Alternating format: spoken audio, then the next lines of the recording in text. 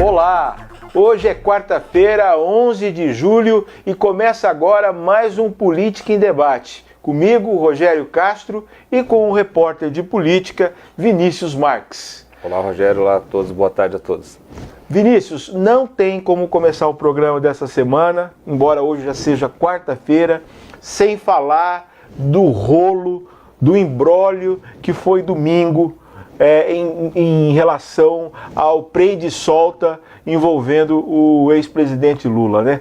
Como é que está a situação hoje? Parece que houve uma decisão importante ontem lá no STJ, descascando com o juiz, com o desembargador Rogério Favretto, ficou conhecido aí nacionalmente, que mandou soltar o Lula, né? O que consta, o Lula está lá no frio, em Curitiba, e mais frio do que está aqui, que é um frio fora do comum para aqui, que foi Rio Preto, e preso. Foi um domingo, assim, absurdo, atípico, que aconteceu, né? Tanto de decisões, porque o juiz de plantão, que aliás foi um bom tempo assessor do próprio governo de Lula, ele foi provocado por alguns deputados do PT, inclusive, ao que consta, um é amigo dele, e deu a decisão dele lá como desembargador de plantão, em cima de um habeas corpus, mandando soltar o Lula. Isso, é claro, dada a figura de expressão que é o Lula, que mesmo com todos esses problemas que tem, aparece até em pesquisas como no primeiro lugar ainda nas pesquisas, embora seja praticamente impossível, mesmo, além de estar presa a questão da ficha suja, que ele está na ficha, está enquadrado na ficha, mesmo se não estivesse solto. E aí virou aquela confusão, entrou Moro no meio, o desembargador, o relator do caso, falando que não poderia soltar de maneira alguma. Os noticiários só se falava disso, todo mundo ao vivo, começou a juntar muita gente, principalmente em São Bernardo, onde é um reduto grande do pessoal do PT, muita gente, aí parece que com a decisão do relator do caso da Lava Jato, falou não pode, o juiz já está decidido, o Supremo já decidiu e negou um recurso para ele. Aí o mesmo juiz voltou e falou, não, tem que soltar assim, em 1 hora. Aí virou uma coisa que virou realmente uma bagunça, porque quem faz a guarda do Lula é a Polícia Federal. A Polícia Federal estava ali e falou, agora tem que soltar. Parece que chegou o comunicado oficialmente, 1 hora depois dele ter dado esse 1 hora. Então ficou um vácuo ali. Nesse vácuo, por das 7h30 da noite, veio o presidente do tribunal, que finalmente colocou fim nessa discussão no domingo, né? Que ele colocou fim no domingo falando, não tem essa questão, vai ser o relator que decide, outros casos devem se verificar no STJ, e ele vai continuar preso porque existe uma decisão já colegiada sobre, não vai ser aí o plantão que vai decidir. E aí, nisso daí, Agora ontem, aí na segunda-feira, 10, já um outro recurso, um outro habeas corpus, aliás, me parece que vão aparecer vários, né, em relação a sendo uma pessoa como é o Lula, né, isso aqui foi um advogado, não tem nada a ver com o episódio de domingo. Não, mas ele entrou com o habeas corpus, quem decidiu foi a presidente do Superior Tribunal de Justiça, a Laurita, né, e aí ela negou e aproveitou para comentar a decisão e falou que o juiz não tem, o desembargador de plantão não tem a mínima competência para ele decidir soltar um preso. Ir contra uma decisão do tribunal, do colegiado do tribunal do qual ele faz parte, né? Porque o desembargador, o primeiro, ele disse que existiria um fato novo em toda essa situação envolvendo o ex-presidente Lula, que seria a pré-candidatura dele. Que é uma piada, né? Então, aí, em termos aqui jurídicos, para não falar piada, ela usou outro termo. Não, ela escreveu que é uma questão inusitada, teratológica, né, meio que uma anomalia. Eu falo assim, erigiu um fato novo. Esse daqui é a decisão da presidente do STJ de ontem. A condição de pré-candidato é pública e notória há tempos. Sequer consistiria em um fato jurídico relevante. Também há de se pensar o quê? Quantos presos tem no país, independentemente do caráter, se é político ou não. Então a pessoa está presa, vamos lá pedir pro juiz de plantão, seja lá quem for, porque eu quero ser candidato. Aí me solta, entendeu? Aí vem uma questão, mas complexa. Ele escreveu aqui, ó, é óbvio ululante que o mero anúncio de intenção de réu preso ser candidato a cargo público não tem o condão de reabrir uma discussão acerca da legalidade aqui, Rogério, do encarceramento. Ou seja, o cara falar que é pré-candidato também não muda muita coisa no universo jurídico. Então foi um domingo, até o próprio... há alguns entendimentos que falam, olha, alguns deputados do PT têm comentado, parece que nos bastidores, que conseguiram o que queriam, que sabiam que a decisão primeira do desembargador seria derrubada, mas que isso levaria horas de desgaste para o próprio judiciário, inclusive o próprio Moro, porque o Moro estava numa condição de férias e ele deu um espaço também no meio disso, e aí questionou-se que ele não deveria, nesse caso, entrar, porque apesar de ter sido a primeira condenação, ele deu a condenação, o tribunal manteve a condenação do Lula, não só manteve, como aumentou a pena do Lula para 12 anos, né, 12 anos de prisão. Isso deveria ficar restrito só aos desembargadores, mas o Moro, no final, esse primeiro desembargador parece que já tem seis queixas contra ele no Conselho Nacional de Justiça, e apareceu mais uma contra o Moro por causa desse, vamos dizer que ele entrou no meio, aí, quando ele falou, não tem, tanto é que ele que usou a primeira vez, falou, não há competência aí para esse desembargador vir discutir uma questão já definida em colegiado, inclusive no Supremo. O Supremo já analisou um habeas corpus para o Lula. É claro que há de se pontuar, Rogério, que se há elementos jurídicos e tal, e o Brasil é fato deles, de que se tenha uma decisão favorável, que o Lula, que é uma pessoa que... Porque não estamos falando qualquer pessoa. Se chega no domingo, vai soltar o Lula, não vai soltar, é que nem ele, é uma figura que leva... Tem muita gente que odeia, tem muita gente que adora, então é uma pessoa política muito de expressão no país, mesmo preso. Então virou uma bagunça o domingo. Então, nesse sentido, eu acho que haveria alguém falando, provocou o desgaste, tá vendo? Conseguimos provocar o desgaste no jurídico, ganhamos politicamente por causa disso, mas acredito eu, se tiver um caminho para que a defesa e tenha os elementos para que seja solto ou não, enfim, quem tem que decidir isso são os desembargadores no próprio tribunal, ou Supremo, ou STJ, enfim, não um plantonista. Um plantonista que foi filiado há 20 anos e não sei como ninguém colocou uma suspeição nele, né, porque ele não só foi filiado, seu filiado não seria... Como teve cargo, né, no governo Lula. Teve cargo no governo Lula e também no governo Dilma. Agora, fica aí um episódio ruim, não é, para o Poder Judiciário, provocado por esse favreto, não é?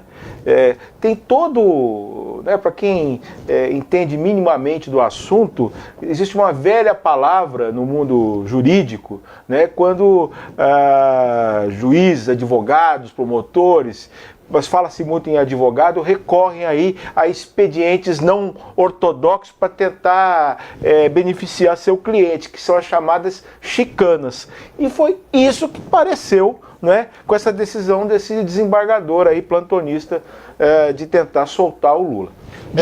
Viu uma informação ontem de que foram 3 deputados, né, que entraram com esse HC. Um deles é do Rio Grande do Sul, que teria aí já uma amizade com esse desembargador há um certo tempo. Inclusive o próprio desembargador, ele já se manifestou, falou, claro que eu tenho, estava lá de plantão, então ele levanta essa discussão também, né? Mas aqui o STJ diz que não, de que foram informados, esses deputados, sobre o seguinte, o plantão do fulano vai começar no sábado, na sexta-feira, a partir das 19 horas. O HC deu entrada às 19h32.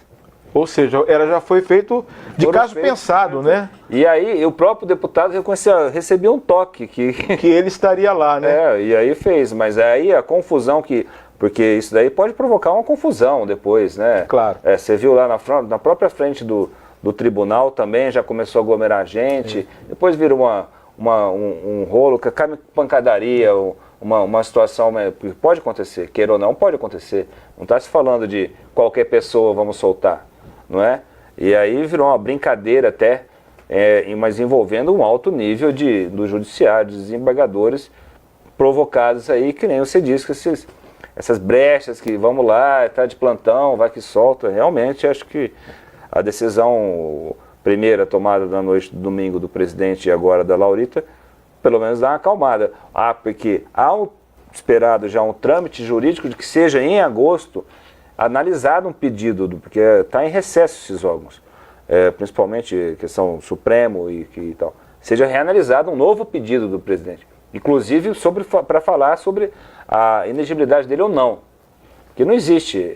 Quando ele registrar a candidatura, se registrar, mesmo que preso, que tantas vezes já aconteceu, aí vai ter uma análise de candidatura, mas deve ser analisado isso antes, mesmo com ele lá preso.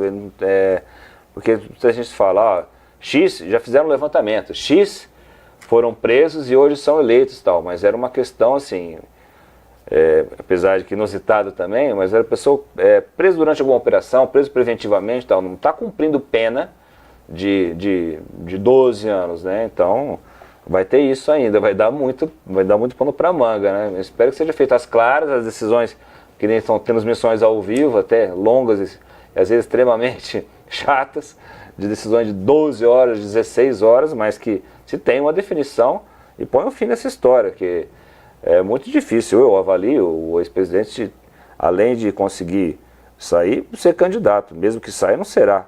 Agora é muito difícil, agora que seja feito pelas vias certas, não pelo qualquer um de plantão. A tentativa do PT está clara, né?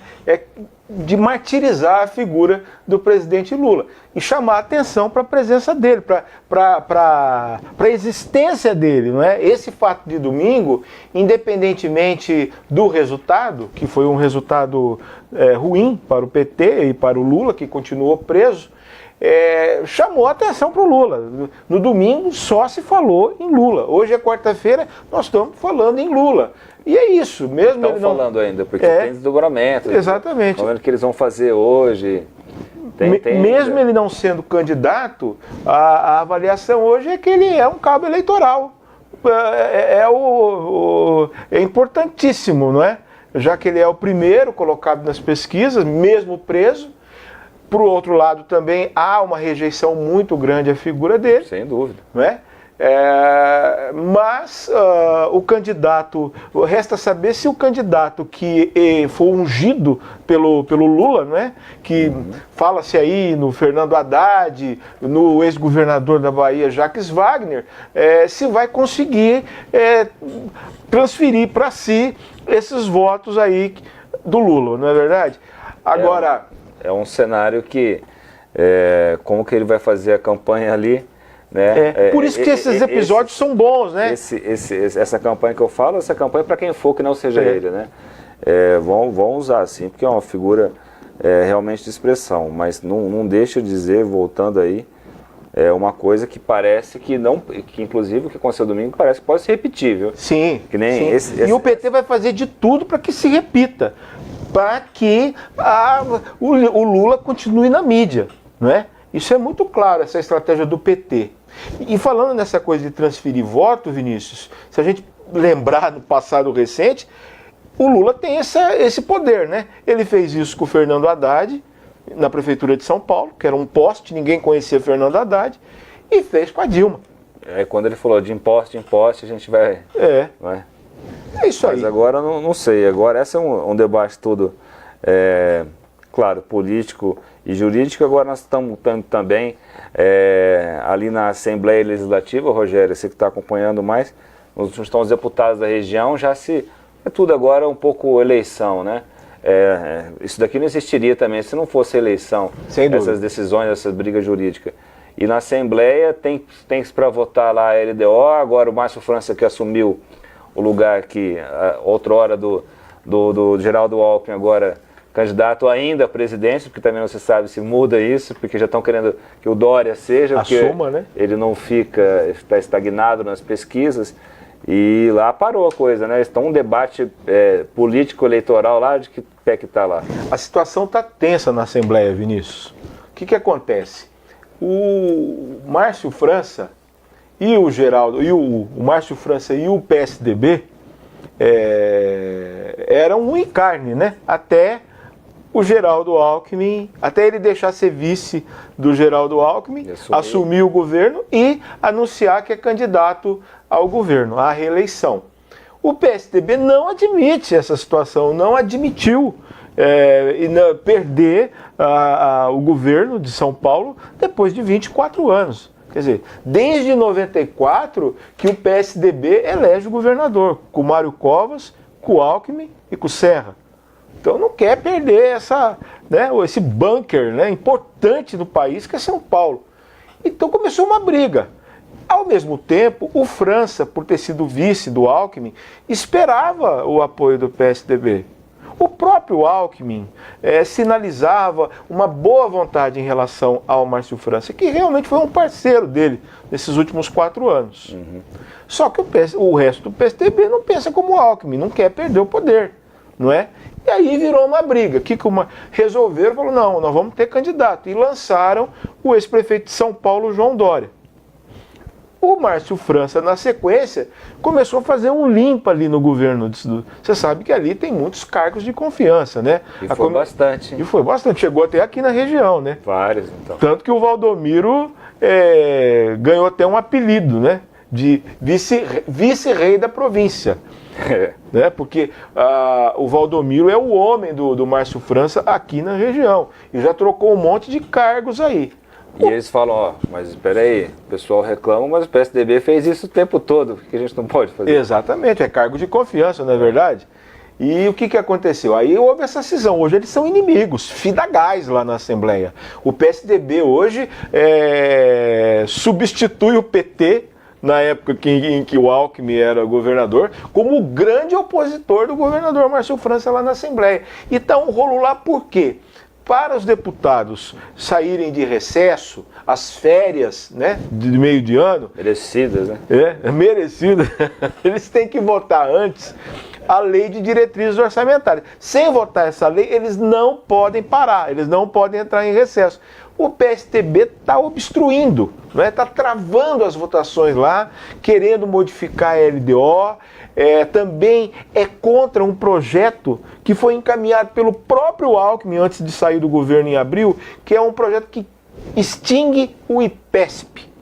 é um instituto lá do governo, e com a venda, com a extinção desse instituto, vai entrar 1 bilhão no caixa do governo. Cerca de 1 bilhão, esse é o valor que eu tenho aí, mais ou menos, não exato. Mas não querem votar. E os tucanos estão dizendo que não, porque eles estão dizendo que esse dinheiro o Márcio França vai gastar do jeito que quiser. Eleitoralmente. Eleitoralmente. Então é isso. Então tá uma pancadaria lá na Assembleia. E assim o barco caminha, Vinícius. E é isso aqui na Assembleia.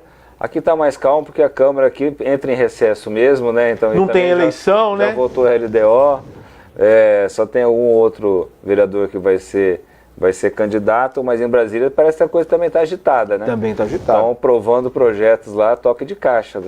Mas também houve troca de cargos aqui, também houve mudanças aqui, né? Você acompanhou de perto na Secretaria de Trânsito, com a queda do Marcos Apóstolo, que é do PSD, do partido do vereador Renato Pupo e do vice-prefeito Eleusis Paiva. Caiu, pressão de um grupo de vereadores, sobretudo do vereador Fábio Marcondes. O Marcondes já, até com uma participação muito expressiva do Mota, né?